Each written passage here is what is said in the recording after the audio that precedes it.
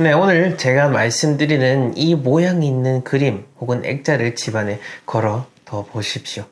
이 그림과 모양들은요, 그냥 제가 말씀드리는 내용, 단순한 내용이 아니라 수백 년 혹은 수천 년 전부터 우리의 조상님들이 남겨놓은 그 역사적인 배경을 통해서 이야기를 드리는 겁니다. 자, 그러니 끝까지 한번 잘 지켜보시고 여러분들의 삶에 적용하시는 만큼 분명 더 여러분들의 공간 그리고 여러분들의 삶은 풍족해질 것입니다.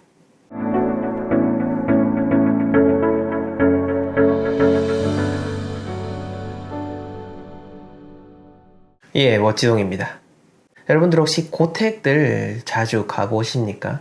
이 고택에 가보게 되면은요, 그냥 슥 지나가면은 낡은 한옥입니다.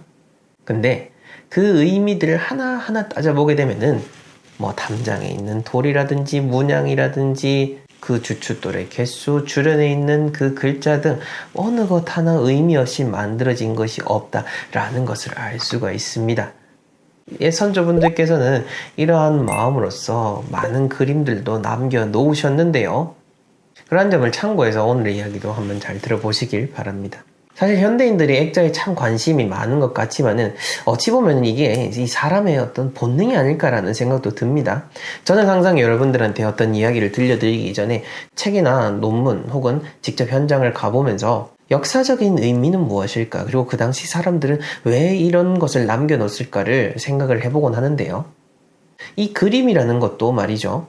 지금 이렇게 액자가 유행하는 것처럼 조선시대에도 왕족부터 해서 일반 평민의 계층까지 모두 다 함께 향유를 하던 게 민화 혹은 세화였습니다. 그리고 이 그림을 그리고 뭔가를 기원을 하는 의미는 심지어 역사가 쓰여지기 이전에 우리나라에도 있죠. 울산 반고대 암각화를 보게 되면은 뭐 동물들도 있고 열매들도 있고 한데 이게 언제냐? 이게 신석기 시대, 청동기 시대 그 넘어가는 시점에 그려져 있는 겁니다. 자, 그렇게 보자면은 이 사람이라는 존재는 어찌 보면은 본능적으로 뭔가를 그려놓고 그걸 보면서 자신이 원하는 것을 얻고자 하는 그 마음을 빌었음을 우리가 유추를 해볼 수가 있는 거죠. 특히 세화라고 해서 한 해가 시작되는 시점에 이제 이 궁궐에서 왕이 신하에게 새로운 그림, 그 해에 맞는 그림들을 선물하는 그런 문화가 있었고 그 그림 속에 참 여러 가지 뭐 동물, 풀, 꽃 혹은 작은 벌레, 그 돌의 개수, 돌의 색깔까지도 나름의 그런 의미가 있었습니다. 자, 그 중에서 조금 더 이제 여러분들의 삶에 지금도 적용을 해볼 수 있는 그 개념들을 몇 가지 소개를 해보겠습니다. 자, 가장 첫 번째로는 솥에 대한 이야기입니다. 솥. 여러분들 집안에 다 밥솥 있죠. 그리고 제가 평소 주방 풍수 인테리어 얘기하면서 집안의 재물을 책임지는 것 중에 하나로서 밥솥의 중요성을 강조를 했었습니다. 그리고 이 밥솥이라고 하는 것은 현대에도 그렇지만은 사실 그 옛날, 무수히 옛날, 무수한 시절, 그 전에부터도 이 의미가 있었죠. 솥정이라는 글자를 보신 적이 있을 겁니다. 솥정이라는 글자.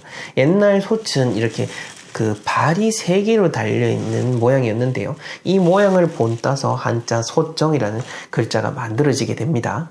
그래서 솥이라고 하면은 당연히 재물은 혹은 귀중한 것으로서 우리가 상징성을 띈다라고 볼 수가 있고 그 옛날에 솥 중에서도 솥을 각양각색의 모양으로 9가지를 그려놓는 것을 산하구정이라고 했고 이 산하구정이라고 하면은 임금님의 귀한 보물이다 라고 의미가 전해지고 있습니다.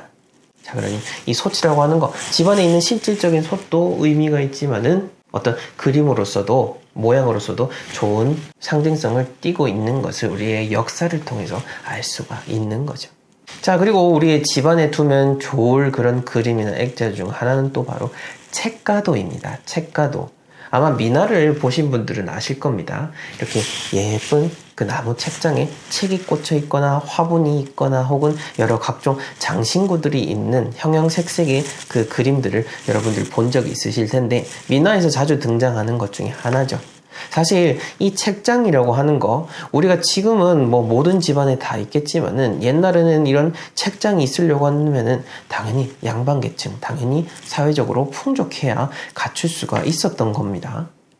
제가 그래서 이 풍수지리라고 하는 거 여러분들이 현대인들은 뭐 미신이다 혹은 뭐 잡술로서 생각을 하지만은 옛날에는 이 풍수지리를 공부할 수 있으려면은 그냥 단순한 사회 지도층 혹은 그 이상으로서의 자산이나 사회적인 명성이 있어야 공부할 수 있었던 것이다 라고 제가 이야기를 드리는 것도 바로 그 때문인 겁니다.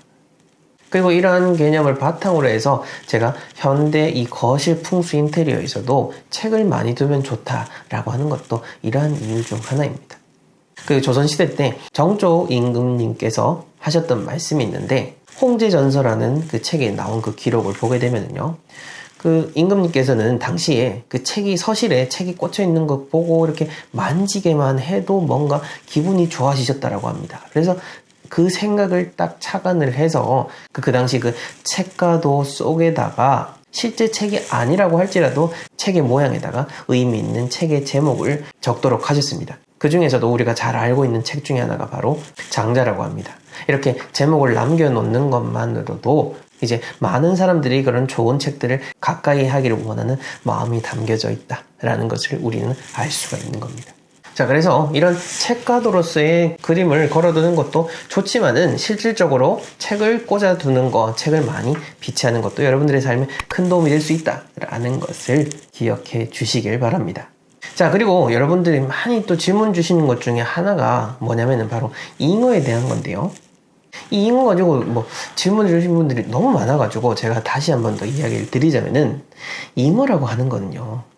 여러분들 상식적으로도 태몽 꿀 때 잉어 나오면 어떻죠? 좋게 생각을 하죠. 다산의 상징입니다.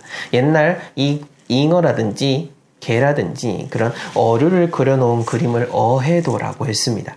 어해도와 관련된 기록이나 그림들은 다른 그림들보다는 사실 많지는 않습니다만은 그래도 16세기에 신사임당님께서 그려놓으신 그림도 있고 또 단순히 어해도만으로는 아니지만은 잉어 자체가 다산, 출세, 입신양명 그리고 부부간의 정 등을 의미하기 때문에 그 시대에 넓게 그렇게 유행을 했던 그림 중에 하나라고 남겨져 있습니다. 기록에. 잉어라고 하는 존재는 옛부터 이무기 혹은 용이 되는 그 시작점이기 때문에 그래서 가장 그 출세의 의미가 깊게 담겨 있는 거고 그 기본적으로 어떤 어류의 속성을 가지고 있기 때문에 어류는 알을 많이 낳죠. 그래서 다산의 상징으로 여겨져 왔던 겁니다. 자, 이런 단순히 조선시대까지만 들여다봐도 많은 기록들이 남아있는데 이걸 가지고 무슨 일본의 문화가 아닌가라고 질문을 주시는 분들이 계십니다만은 제가 늘 이야기 드리죠. 사실 정보를 잘 받아들이는 것도 여러분들이 잘 살아가는 비결 중에 하나입니다. 설령 제가 말씀드리는 것이라고 해도 항상 비판적으로 들으시라고 제가 이야기를 드리지 않습니까?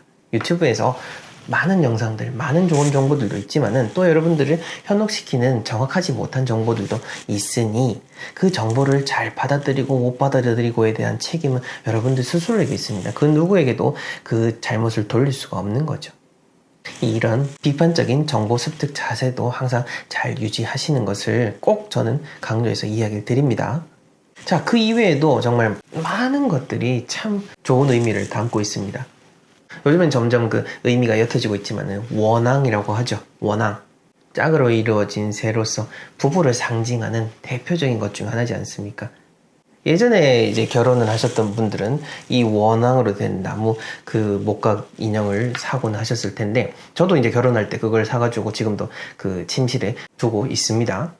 그만큼 그런 전통적인 의미를 잘 가지고 있기 때문에 저도 제 삶에 적용을 하고 있는 건데요. 여러분도 이 원앙 자체를 좋게 생각을 하셔가지고 단순히 부부의 금실, 뭔가 뭐 연애운이라든지 결혼운 뿐만 아니라 모든 결실이라고 하는 것은 하나하나가 모여서 음과 양이 모여서 하나로 이루어지게 되는 겁니다.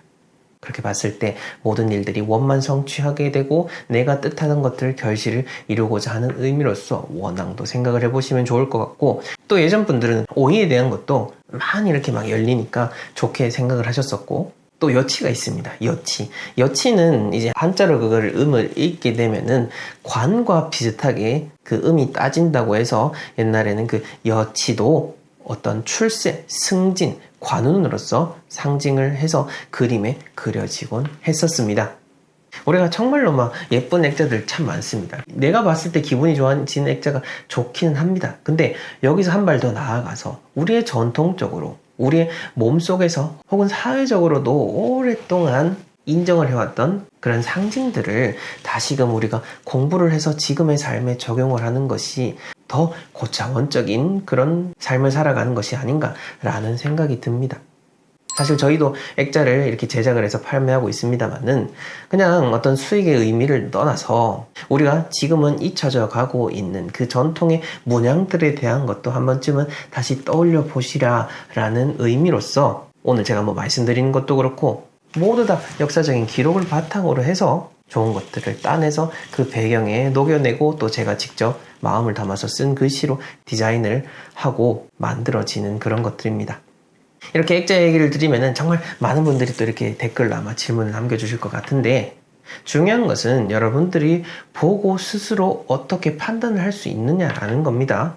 여러분들이 가진 액자를 모두 다 제가 판단을 할 수는 없습니다. 그리고 전통적인 의미를 넘어선 것들은 그냥 제 주관일 뿐인 거죠.